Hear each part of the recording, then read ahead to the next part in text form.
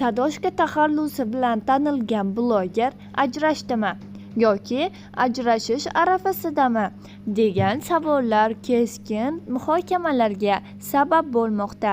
Hozir esa shu haqda gaplashamiz. Diqqat bilan kuzating. Hamma savollaringizga faqatgina birgina shu video orqali javob topishingiz mumkin. Assalomu alaykum hurmatli tomoshabin. Kanalimizdan uzoqlashmang. Obuna bo'lib, like bosishni unutmang. Eng tezkor, eng so'nggi, eng ishonchli ma'lumotlarni faqat bizning kanaldan topasiz. Sadoshkani qaynonasi hamda uning turmush o'rtog'i o'z istoriyasida videolar joylashtirganidan so'ng Sadoshka ham jim o'tirmadi. Ularga nisbatan atvetlar qilmoqda. Uning turmush o'rtog'i hamda qaynonasi o'z istoriyalarida videolar chiqarib gapirganidan so'ng Sadoshka ham shunday gaplarni gapirdi.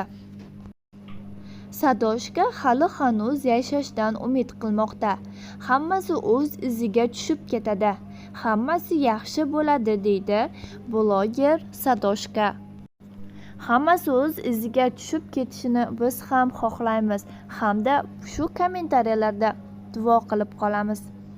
Qani ketdik azizlar.